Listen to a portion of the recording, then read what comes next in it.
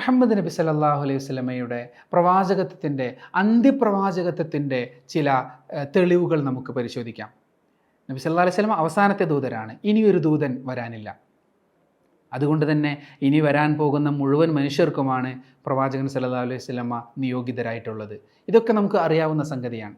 ഈ അന്ത്യപ്രവാചകത്വത്തിൻ്റെ സവിശേഷത ബോധ്യപ്പെടുത്തുവാൻ വേണ്ടി അള്ളാഹു സുബ്ഹാനഹു തആല സ്വീകരിച്ച അനേകം പൊരുളുകളുണ്ട്.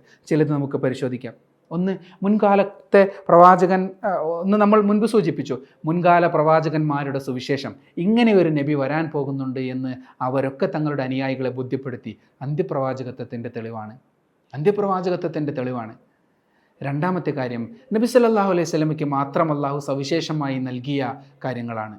നബി സല്ലല്ലാഹു അലൈഹി വസല്ലമയ്ക്ക് മാത്രമായി അള്ളാഹു സവിശേഷമായി നൽകിയ വസ്തുതകളെ വിലയിരുത്തിയാൽ അതൊക്കെ അവിടുത്തെ അന്ത്യപ്രവാചകത്വത്തിലേക്കും അവിടുത്തെ സാർവലൗകികമായ പ്രവാചകത്വത്തിലേക്കും മുഴുവൻ മനുഷ്യരിലേക്കുമാണ് അവിടുത്തെ നിയോഗം, മുഴുവൻ ജിന്നുകളിലേക്കുമാണ് അവിടുത്തെ നിയോഗം. അവർ രണ്ടുപേരുമാണല്ലോ അള്ളാഹുവിൻ്റെ നിയമങ്ങൾ അനുസരിക്കാൻ കൽപ്പിക്കപ്പെട്ടിട്ടുള്ളത്. അല്ലെങ്കിൽ അവർക്ക് രണ്ടുപേർക്കുമാണല്ലോ അള്ളാഹുവിൻ്റെ നിയമങ്ങൾ നിഷേധിക്കാനുള്ള സ്വാതന്ത്ര്യമുള്ളത്. അനുസരിക്കണോ നിഷേധിക്കണോ എന്നതിൽ തിരഞ്ഞെടുപ്പ് സ്വാതന്ത്ര്യമുള്ളത് ഈ രണ്ട് വിഭാഗങ്ങൾക്കാണ്. അവർക്ക് രണ്ടുപേർക്കുമാണ് സ്വർഗമോ നരകമോ എന്ന വിചാരണ പരലോകത്ത് ഇനി ശേഷിക്കുന്നത്.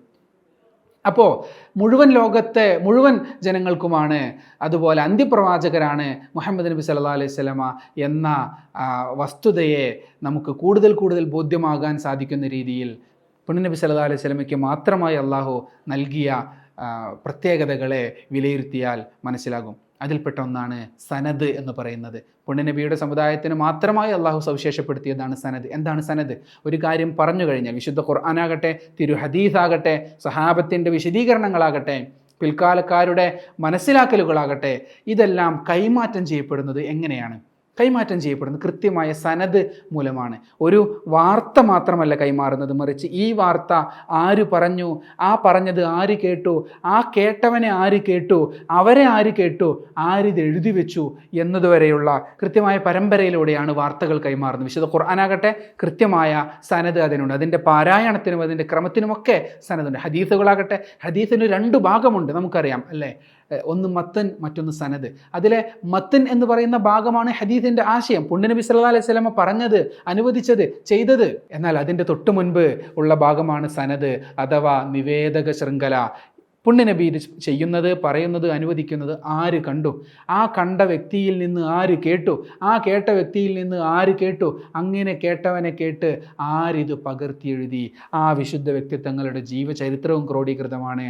ആ വിശുദ്ധ വ്യക്തിത്വങ്ങൾ ജീവിതത്തിൽ ഒരിക്കലെങ്കിലും നുണ പറയുകയോ ഓർമ്മപ്പിശക് സംഭവിക്കുകയോ ചെയ്തിട്ടുണ്ടെങ്കിൽ അവർ പറഞ്ഞ വാർത്തകളെല്ലാം വിശ്വാസയോഗ്യമല്ലാതെ ആയി ഗണിക്കുന്നു. ഒരു പക്ഷേ ഈ പറഞ്ഞത് സത്യമായിരിക്കാം, പക്ഷേ ഉറപ്പിക്കാൻ കഴിയില്ലല്ലോ, ഇദ്ദേഹം മറ്റൊരിക്കൽ നുണ പറഞ്ഞതിന് തെളിവുണ്ടല്ലോ. അതുകൊണ്ട് ഇതും നുണയാവാനുള്ള ഒരു സാധ്യത അവശേഷിക്കുന്നതിനാൽ ഇതിനെ നമ്മൾ വിശ്വാസയോഗ്യമായി കാണുന്നില്ല. എന്നാൽ ഇതേ വാർത്ത വിശ്വാസയോഗ്യനായ മറ്റൊരു വ്യക്തി കൂടി ഉദ്ധരിക്കുന്നതോടുകൂടി വിശ്വാസ്യത ലഭിക്കുകയും ചെയ്യും. അങ്ങനെ സനദ് പ്രകാരമാണ് ഇസ്ലാമിലെ പ്രമാണങ്ങൾ കൈമാറ്റം ചെയ്യപ്പെട്ടത് എന്ന് പറയുന്നത് അന്ത്യപ്രവാചകത്വത്തിൻ്റെ ഒരു അടയാളമാണ്. കാരണം എന്തുകൊണ്ട്? വിശുദ്ധ ഖുർആനാകട്ടെ, തിരു ഹദീസാകട്ടെ, ഇതൊക്കെ ആരെങ്കിലും നാളെ കൂട്ടിച്ചേർത്താൽ, അതിൽ മാറ്റത്തിരുത്തലുകൾ വരുത്തിയാൽ, വെട്ടിച്ചുരുക്കലുകൾ നടത്തിയാൽ അതെങ്ങനെയാണ് തിരിച്ചറിയാൻ കഴിയുക? ഇനിയൊരു പ്രവാചകൻ വരാനില്ലല്ലോ. മുൻ വേദഗ്രന്ഥങ്ങളുടെയൊക്കെ സംരക്ഷണം അള്ളാഹു അതത് ജനതയെ ഏൽപ്പിച്ചു. അവരോടുള്ള കൽപ്പനയായിരുന്നു അത്. അവർ അതിൽ മാറ്റത്തിരുത്തലുകൾ വരുത്തുമ്പോൾ മറ്റു പ്രവാചകന്മാരെ അയച്ചുകൊണ്ട് ആ വേദഗ്രന്ഥത്തെ അള്ളാഹു മാറ്റത്തിരുത്തലുകളിൽ നിന്നും ശുദ്ധീകരിച്ചു. എന്നാൽ അന്ത്യപ്രവാചകന്റെ കാര്യത്തിൽ ഇനിയൊരു നബി വരാനില്ല. മുഹമ്മദ് നബിക്ക് അള്ളാഹു നൽകിയ സന്ദേശം ഇവിടെ മാറ്റത്തിരുത്തലുകൾ വരുത്തിയിട്ടുണ്ടെങ്കിൽ അത് തിരുത്താൻ ഇനിയൊരു നബി നിയോഗിതമാകില്ല. അതുകൊണ്ട് അള്ളാഹു എന്ത് ചെയ്തു? മുൻകാല വേദഗ്രന്ഥങ്ങളുടെയൊക്കെ സംരക്ഷണം അതത് ജനതയെ, സമുദായത്തെ ഏൽപ്പിച്ച അള്ളാഹു വിശുദ്ധ ഖുർആനിൻ്റെ സംരക്ഷണം സ്വയം ഏറ്റെടുത്തു. ഇന്നാ നഹ്നു നസ്സൽന ദിക്ർ വ ഇന്നാ ലഹു ലഹാഫിളൂൻ.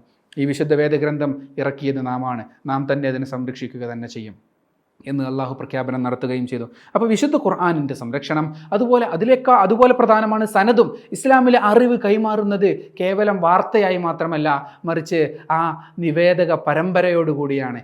എന്തു പറഞ്ഞു എന്നതുപോലെ പ്രധാനമാണ് ആര് പറഞ്ഞു എന്നതും. അന്ത്യപ്രവാചകത്വത്തിൻ്റെ തെളിവാണ്, സൂചനയാണ്.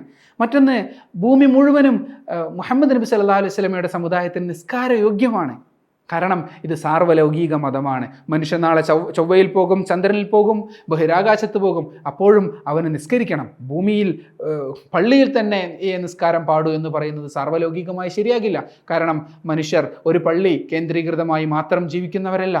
മനുഷ്യൻ ലോകത്തിൻ്റെ വിവിധ ഭൂഖണ്ഡങ്ങളിൽ ഉണ്ടാകും. എന്നാൽ മുൻപത്തെ സമുദായങ്ങൾക്കോ പള്ളിയിൽ വെച്ച് തന്നെ ആരാധന നിർബന്ധം. എന്തുകൊണ്ട്? അവർക്ക് ഇടയിലേക്ക് പ്രാദേശികമായി നിയോഗിക്കപ്പെട്ടവരായിരുന്നു പ്രവാചകന്മാർ. ഒരേ സമയത്ത് തന്നെ വ്യത്യസ്ത നാടുകളിൽ വ്യത്യസ്ത പ്രവാചകന്മാരുണ്ടായിരുന്നു. ഇബ്രാഹിം നബി അലൈഹി ഇസ്ലാമിൻ്റെ അതേ കാലത്ത് ലൂത്ത് നബി അലൈഹി ഇസ്ലാമുണ്ട്. മൂസ നബിയുടെ ഒപ്പം തന്നെ ഹാറൂൺ നബിയുമുണ്ട്. ഒരേ പ്രദേശത്ത് തന്നെ ഒന്നിലധികം പ്രവാചകന്മാർ, വ്യത്യസ്ത പ്രദേശങ്ങളിൽ വ്യത്യസ്ത കാലങ്ങളിൽ ഒരേ കാലത്ത് തന്നെ പ്രവാചകന്മാർ, ഇങ്ങനെയൊക്കെ നിയോഗിതമായിട്ടുണ്ട്. അതുകൊണ്ട് തന്നെ വളരെ പ്രാദേശികമായ പ്രവാചകത്വമായിരുന്നു മുഹമ്മദ് നബിക്ക് മുൻപുണ്ടായിരുന്നത്. എന്നാൽ മുഹമ്മദ് നബിയുടേതോ യൂണിവേഴ്സലായ സാർവലൗകികമായ പ്രവാചകത്വമാണ്. അതുകൊണ്ട് ഭൂമി മുഴുവനും നിസ്കാരയോഗ്യം, എവിടെയും നമസ്കരിക്കാം. മറ്റൊന്നാണ് പലായനം എന്ന് പറയുന്നത്.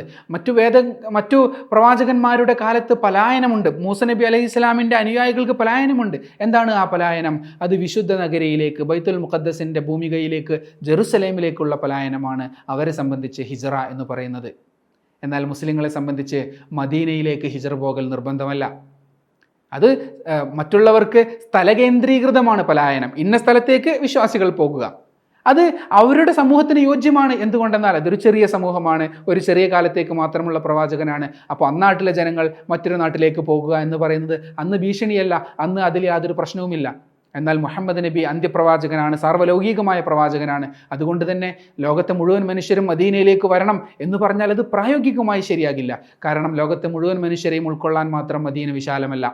അതുകൊണ്ട് മുഹമ്മദ് നബി സല്ലല്ലാഹു അലൈഹി വസല്ലമയുടെ ശരീഅത്തിലെ ഹിജ്റ എന്ന് പറയുന്നത് സന്ദർഭ കേന്ദ്രീകൃതമാണ്.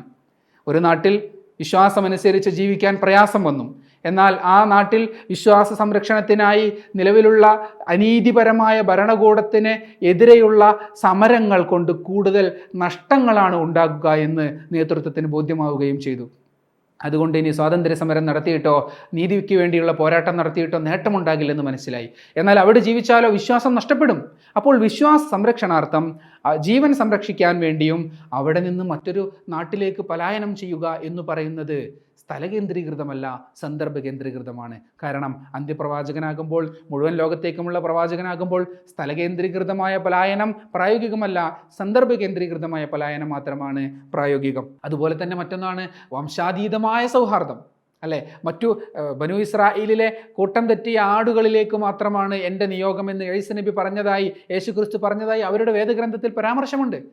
എന്നാൽ മുഹമ്മദ് നബി സല്ലല്ലാഹു അലൈഹി വസല്ലമയുടെ പ്രവാചകത്വത്തെക്കുറിച്ച് ഖുർആൻ വിശേഷിപ്പിക്കുന്നത് ഇന്നി റസൂലുള്ളാഹി ഇലൈക്കും ജമീഅ, നിങ്ങൾ സകല മനുഷ്യർക്കുമുള്ള പ്രവാചകനാണ്, അള്ളാഹുവിൻ്റെ ദൂതരാണ് ഞാൻ എന്നാണ്. അപ്പോൾ ഇത് ഏതെങ്കിലും ഒരു വിഭാഗം മനുഷ്യർക്ക് വേണ്ടി മാത്രമല്ല, കറുത്തവർക്ക് വേണ്ടി, അല്ലെങ്കിൽ വെളുത്തവർക്ക് വേണ്ടി, അറബികൾക്ക് വേണ്ടി, അനറബികൾക്ക് വേണ്ടി, ജൂതന്മാർക്ക് വേണ്ടി, ജൂതന്മാരല്ലാത്തവർക്ക് വേണ്ടി, അങ്ങനെയല്ല, മുഴുവൻ മനുഷ്യർക്കുമുള്ള പ്രവാചകനാണ്. അതുകൊണ്ട് തന്നെയോ വർഗാതീതമായ വംശാതീതമായ സൗഹാർദ്ദം പുണ്യനബി സല്ലല്ലാഹു അലൈഹി വസല്ലമയുടെ കാലത്ത് സാധ്യമായി. എത്യോപ്യക്കാരനായ അടിമയായ ബിലാൽ റളിയല്ലാഹു അൻഹുവും ആ വിശ്വാസി സമൂഹത്തിൻ്റെ അംഗമാണ്. റോമാ സാമ്രാജ്യത്തിൻ്റെ ഭാഗമായി അറിയപ്പെട്ട സുഹൈബ് റൂമി റളിയല്ലാഹു അൻഹുവും ഈ വിശ്വാസി സമൂഹത്തിൻ്റെ അംഗമാണ്. പേർഷ്യക്കാരനായ സൽമാനുൽ ഫാരിസി, സൽമാൻ ദ പേർഷ്യൻ റളിയല്ലാഹു അൻഹുവും ഈ വിശ്വാസി സമൂഹത്തിൻ്റെ ഭാഗമാണ്.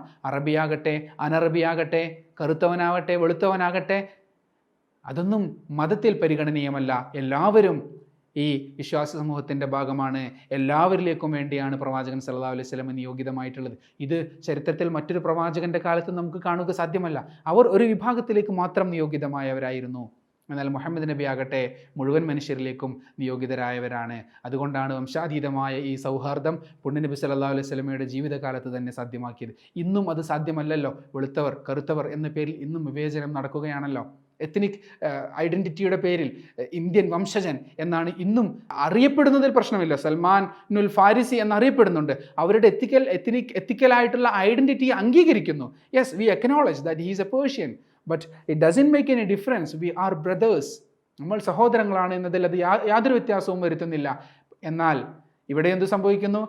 അമേരിക്കൻ പൗരത്വമുള്ള ആളും അറിയപ്പെടുന്നത് ഇന്ത്യൻ വംശജൻ. അതിൻ്റെ പേരിൽ അവർ അവസരം നിഷേധിക്കപ്പെടുന്നു, പീഡിപ്പിക്കപ്പെടുന്നു, ആക്രമിക്കപ്പെടുന്നു, വധിക്കപ്പെടുന്നു. എന്തുകൊണ്ട്? വംശാതീതമായ സൗഹാർദ്ദം സാധ്യമാക്കാൻ അവിടെയുള്ള ആശയങ്ങളൊന്നും പര്യാപ്തമായിരുന്നില്ല. എന്നാൽ ഇസ്ലാമാകട്ടെ, മുഹമ്മദ് നബി സല്ലല്ലാഹു അലൈഹി വസല്ലമയുടെ ലൂടെ അള്ളാഹു പൂർത്തീകരിച്ച ഈ ഇസ്ലാം എന്ന് പറയുന്നത് വംശാതീതമായ സൗഹാർദ്ദം സാധ്യമാക്കുന്ന ഒരു പ്രത്യയശാസ്ത്രമായി നമുക്ക് മനസ്സിലാക്കാൻ കഴിയും. അപ്പോൾ മുഹമ്മദ് നബി സല്ലല്ലാഹു അലൈഹി വസല്ലമയ്ക്ക് അള്ളാഹു സവിശേഷമായി നൽകിയ വസ്തുതകൾ പരിശോധിക്കുമ്പോൾ അവിടുത്തെ അന്ത്യപ്രവാചകത്വത്തിൻ്റെ പൊരുളുകൾ നമുക്ക് കൂടുതൽ ബോധ്യമാകും.